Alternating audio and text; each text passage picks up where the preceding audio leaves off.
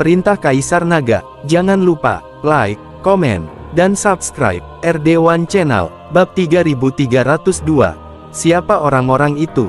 Dev bertanya dengan bingung. Mereka adalah sekelompok pembudidaya iblis. Orang-orang ini telah berada di pegunungan Qilian selama bertahun-tahun, tetapi mereka tidak pernah mengambil tindakan melawan kita, jadi saya mengabaikan mereka. Bagaimanapun, pegunungan Qilian sangat luas dan ada lebih banyak dari mereka. Pembudidaya iblis baik-baik saja, tetapi kami tidak berharap orang-orang ini memperbaiki tenda racun dan membingungkan pikiran kami.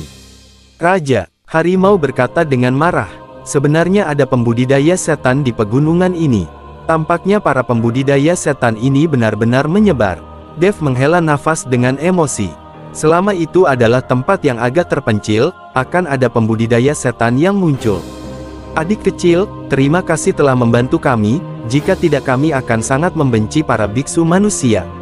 Saya akan pergi mencari orang-orang itu untuk menyelesaikan masalah.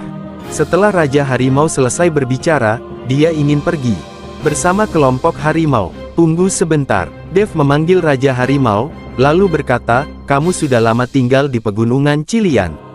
Saya ingin tahu apakah kamu pernah melihat batu spiritual atau pohon rumput peri dengan energi abadi.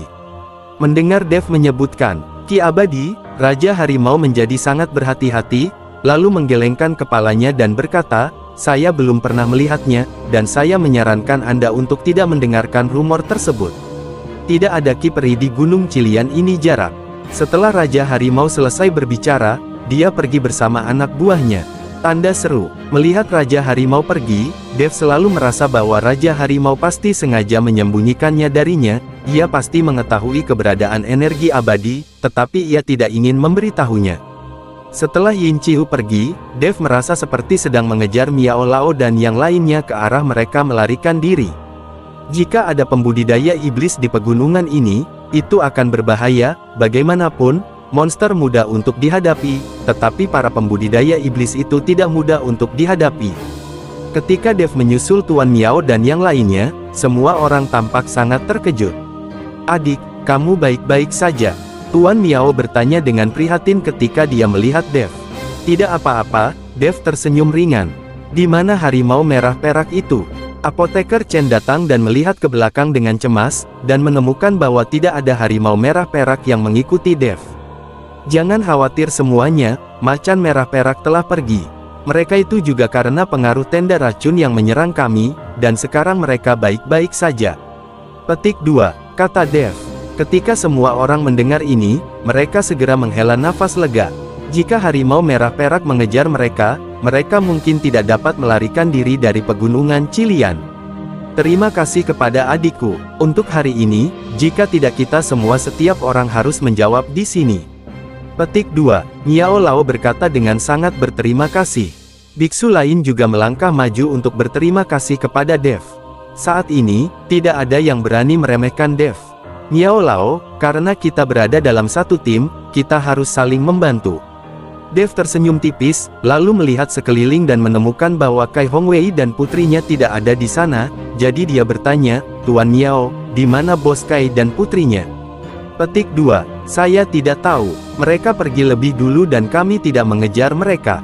Mungkin mereka melarikan diri ke arah yang berbeda, kata Miao Lao. Ketika Dev mendengar ini, dia hanya bisa mengerutkan kening.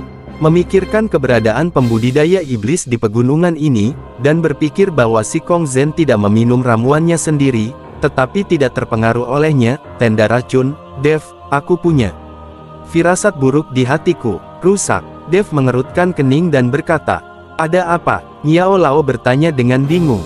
Ada pembudidaya iblis di pegunungan Qilian. Tenda racun tadi tidak terbentuk secara alami, tetapi disempurnakan oleh seseorang. Orang-orang itu juga mengetahui lokasi kita, jadi tenda racun disembunyikan dengan tenang, memenuhi udara. Kata Chen Ping, apakah tenda racun itu sengaja dibuat oleh seseorang? Jalan yang kita ambil telah dipilih oleh Bos Kai selama bertahun-tahun. Tidak hanya tersembunyi tapi juga aman. Bagaimana bisa tiba-tiba diketahui orang lain? Petik 2, Miao Lao sedikit tidak percaya. Alasan mengapa mereka mengikuti Kai Hongwei ke wilayah selatan adalah karena Kai Hongwei sangat akrab dengan jalan ini dan mereka selalu damai. Mengapa tiba-tiba ada yang tidak beres? Saya tidak berani untuk bertindak gegabah sekarang. Kesimpulannya, menurutku seseorang di tim kita pasti diam-diam mengungkap lokasi kita. Sekarang kalian beristirahat di sini sementara aku pergi mencari Bos Kai dan putrinya. Chen Ping meminta Tuan Miao mengajak semua orang beristirahat, sementara dia pergi mencari Kai Hongwei dan putrinya. Bab 3303. Di hutan lebat pegunungan di sisi lain, Si Kong Zhen masih berlari dengan Kai Hongwei di punggungnya, sementara Kai Qianan melihat sekeliling dengan waspada untuk mencegah monster muncul. Xiao Zhen, kamu mau membawaku kemana? Kai Hongwei melihat sekeliling dan bertanya dengan bingung. Paman Kai, ikut saja denganku. Aku juga tahu cara yang aman. Jelas Si Kong Zhen, kamu juga tahu jalannya. Sepertinya kamu belum pernah ke wilayah selatan, kan? Kai Hongwei memandang Si Kong Zhen dengan ragu dan bertanya. Saya mendengar apa yang teman saya katakan. Bagaimanapun, sekarang kita telah melarikan diri, tidak akan butuh waktu lama untuk melarikan diri dari pegunungan Qilian. Petik 2. Si Kong Zhen memegangi Kai Hongwei di punggungnya dan berkata sambil berjalan. Melihat ini, Kai Hongwei tidak berkata apa-apa lagi, tapi wajahnya sedikit tidak sedap dipandang dan dia terus melihat sekeliling. Kai Qianan, sebaliknya, mengikuti di belakang dengan hati-hati. Saat ini, tidak jauh di depan Kai Hongwei dan yang lainnya, sekelompok orang sedang menunggu dengan tenang. Salah satu lelaki tua berjubah hitam memiliki tatapan garang di matanya. Elder Fei, aku benar-benar tidak menyangka bahwa setelah bertahun-tahun, kamu dan ketua istana masih hidup dan tinggal di markas besar aliansi penyegel iblis. Sejak istana tanpa jiwa kita dikepung oleh banyak biksu dari aliansi penyegel iblis, aku membawa selusin orang bersamaku. Aku melarikan diri ke pegunungan Qilian dan menjalani kehidupan yang sulit dipahami. Aku masih berpikir bahwa suatu hari nanti aku akan membalaskan dendam istana tanpa jiwa kita, tetapi aku tidak ingin kalian semua masih hidup. Di sebelah lelaki tua itu, seorang lelaki dengan bekas luka di wajahnya berkata, "Penjaga Gong, setelah bertahun-tahun, Tuan Istana dan saya sangat senang Anda memiliki hati seperti itu. Pada saat itu, kami juga berpikir bahwa jika kami jatuh ke tangan aliansi penyegel iblis, kami pasti akan mati, tapi kami tidak menyangka aliansi penyegel iblis tidak ingin membunuh siapapun. Sebaliknya, mereka mengurung kami." Petik 2. Ada banyak penggarap iblis yang didukung di aliansi penyegel iblis dan bekerja untuk aliansi penyegel iblis. Persekutuan. Kali ini aku datang ke sini, aku dikirim oleh Demon Ceiling Alliance untuk memburu seorang pria bernama Dev, kalau tidak aku tidak akan bertemu denganmu. Kata Penatua Fei kepada pria yang terluka itu. Siapa sangka aliansi penyegel iblis, yang paling memusuhi klan iblis kita, telah bekerja sama dengan klan iblis kita secara diam-diam. Sungguh ironis. Pelindung Gong menghela nafas. Selama kamu tahu tentang ini, kamu tidak boleh mengatakannya dengan santai. Kata Penatua Fei dengan dingin. Jangan khawatir, Penatua Fei, saya tidak akan berbicara omong kosong, Pelindung Gong segera meyakinkan. Apa yang kamu tunggu ketika kamu membawaku ke sini? Penatua Fei bertanya. Penatua Fei tidak tahu, di pegunungan Qilian, para biksu sering lewat untuk pergi ke wilayah selatan. Kali ini, berita ditemukannya medan perang antara dewa dan iblis di Gunung Tianmo menyebar ke seluruh surga dan dunia manusia. Bahkan lebih banyak orang melewati pegunungan Qilian. Kita bisa menyerang orang-orang di pegunungan Qilian ini secara diam-diam dan mendapatkan sumber daya, dan yang kita tunggu kali ini adalah seorang pria yang telah bepergian di wilayah selatan sepanjang tahun. Dia tahu banyak tempat harta karun. Kudengar di pegunungan Qilian, ada semua. Ada harta karun yang dia sembunyikan. Pelindung Gong menjelaskan. Bagaimana kamu tahu mereka pasti lewat di sini? Penatua Fei bertanya dengan bingung. Tentu saja aku tahu. Aku sudah menempatkan orang-orang di tim mereka, dan menggunakan tenda racun untuk memaksa orang-orang ini melarikan diri demi nyawa mereka. Selama kita menangkap Kai Hongwei sebentar lagi, kita bisa membiarkan dia membawa kita untuk menemukannya, dia. Lokasi harta karun itu, Pelindung Gong berkata dengan sangat bangga. Saya mengerti, tampaknya Anda telah berkembang pesat selama bertahun-tahun. Ketika istana tanpa jiwa kita pulih, saya akan melaporkannya kepada kepala istana dan merekomendasikan Anda untuk dipromosikan menjadi Penatua. Penatua Fei menepuk bahu Pelindung Gong dan berkata, "Terima kasih, Penatua Fei. Pelindung gong tampak bersemangat. Sementara mereka menunggu, Si Kongzhen dan Kai Hongwei serta putrinya semakin dekat. Kai Hongwei melihat sekeliling, ekspresinya menjadi semakin serius. Bab 3304. Xiao Zhen, ayo istirahat. Kai Hongwei memisahkan diri dari Si Kongzhen dan kemudian menemukan tempat untuk duduk. Melihat ini, Si Kongzhen buru-buru berkata, Paman Kai, kita akan keluar ke depan, dan di sini tidak aman. Ayo ke depan dan istirahat. Dengan itu, Si Kongzhen hendak membantu Kai Hongwei berdiri, tapi Kai Hongwei melambaikan tangannya dan tidak bangun sama sekali. Qianan, tolong beritahu Paman Kai, terlalu berbahaya untuk beristirahat di sini. Melihat ini, Si Kongzhen hanya bisa berkata pada Kai Qianan, Ayah, bagaimana kalau kita pergi ke depan dan istirahat? Kai Qianan berkata pada Kai Hongwei. Kai Hongwei masih menggelengkan kepalanya, lalu berkata, aku khawatir kita tidak akan bisa beristirahat ketika kita sampai di depan. Petik 2. Mengapa? Kai Qianan melihat bingung. Saya telah berjalan melewati pegunungan Qilian berkali-kali.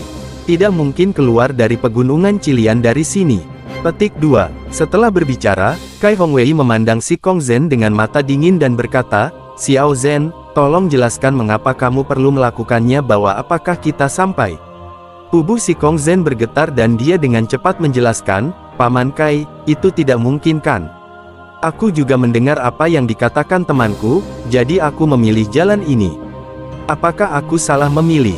Si Kongzhen berpura-pura lihat sekeliling. Aktif. Ayah, apakah kita salah jalan? Kai Qianan menjadi sedikit gugup. Qianan, Paman Kai, jangan khawatir, aku akan pergi duluan dan menjelajahi jalan untuk melihat apakah aku benar-benar mengambil jalan yang salah. Setelah mengatakan itu, Si Kongzhen berjalan ke depan. Setelah Si Kongzhen pergi, Kai Hongwei buru-buru berkata kepada Kai Qianan, Xiao Nan, ikuti Si Kongzhen secara diam-diam. Jangan ketahuan, mari kita lihat apa yang terjadi. Kai Qianan mengangguk, lalu diam-diam mengikuti Si Kongzhen. Tanda seru. Segera, Kai Qianan menemukan bahwa Si Kongzhen sedang berjalan ke depan dan kemudian mendatangi sekelompok orang. Karena jaraknya terlalu jauh, dia tidak mendengar apa yang dikatakan, tapi jelas Si Kongzhen mengikuti. Ini saya kenal orang-orang ini. Melihat ini, Kai Qianan segera memberitahu Kai Hongwei apa yang dilihatnya. Sepertinya ada yang tidak beres dengan orang ini. Ayo cepat pergi. Kai Hongwei berdiri dan bersiap untuk pergi bersama Kai Qianan. Tapi begitu dia bangun, dia melihat Si Kongzhen telah kembali. Paman Kai, ada tempat peristirahatan tidak jauh di depan, dan kita akan meninggalkan pegunungan ini. Kita tidak salah. Si Kongzhen tidak tahu bahwa Kai Qianan mengikutinya, jadi dia berbohong. Melihat Si Kongzhen berbohong, Kai Hongwei membuat pikirannya lebih jernih. Xiao Zhen, kamu tidak perlu berbohong padaku. Siapa yang baru saja kamu lihat di depan? Kai Hongwei bertanya terus terang. Tidak, aku tidak melihat siapapun. Si Kongzhen masih berdalih. Kamu kentut, aku baru saja melihatnya. Kai Qianan memelototi Si Kongzhen.